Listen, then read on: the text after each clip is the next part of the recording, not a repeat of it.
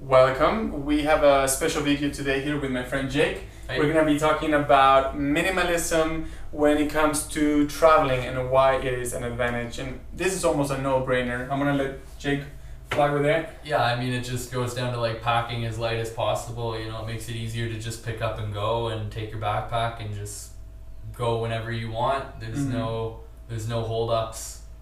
Only taking things that you need. Packing only the clothes that you're really gonna wear, things that you're really gonna use, and then the less you have, the easier it is to get from one place to another. If you only have a carry-on a plane, for an example, you don't have to wait for your luggage. You don't have to pay for a luggage to check bag. Yeah, things like that. If you have to do any walking while you're traveling, you don't have a big suitcase or anything like that. You just have a backpack. You can just no problem. You know. Yeah, so I guess it also comes down to how much luggage and where you're traveling, because maybe somebody on a business trip, maybe they need a nice suit, and maybe somebody going for like a weekend in Vegas, you know, they want to have like 7 dresses or something like that. So yeah, I mean, if we're talking about like long-term traveling, like what we're doing here in Ecuador, you know, you've been here a month and a bit, I've been here 3 weeks. I'm going to another places, you know, backpacking type traveling.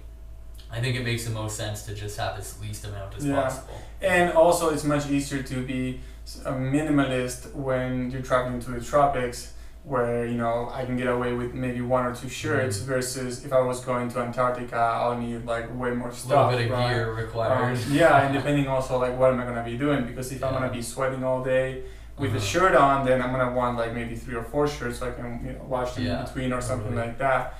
But you know, if I'm coming here, most of the time I'm not even wearing a shirt. I'm wearing the same shorts all the time, maybe a couple boxers. Yeah. But I would also say that regardless of where you're going, even if you're going to Antarctica, you can always apply minimalist principles to minimize how much you bring in. I mean, instead of getting, like even if you're going somewhere where you need a jacket or warm clothes, you can get, you know, high quality clothes that are breathable so that you don't have to bring multiple layers. You can just have like one really warm thing instead of 4 or 5 layers of things that aren't as warm.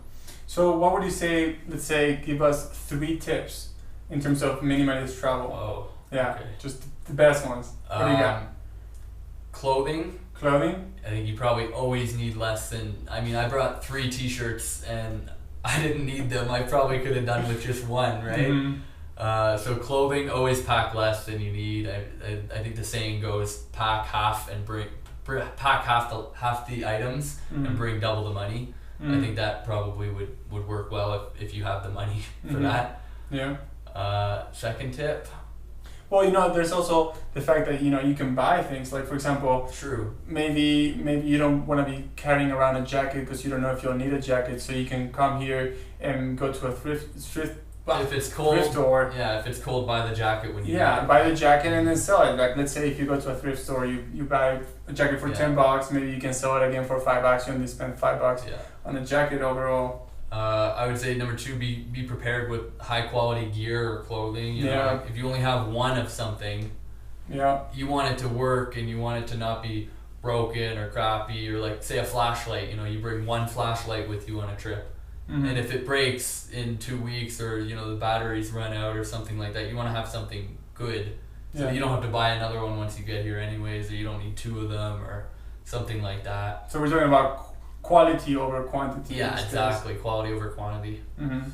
And maybe the 3rd tip I would say is, you got one? It's you know, be willing to be okay with the struggle. You know, be willing to not have all the necessities that you may have. To be okay with, you know, maybe being a little bit cold, or maybe being a little bit uncomfortable because you don't have deodorant or whatever. You just decided to live at home so you could save a handful of grams. Yeah. Yeah. Good tip. Good tips. Cool.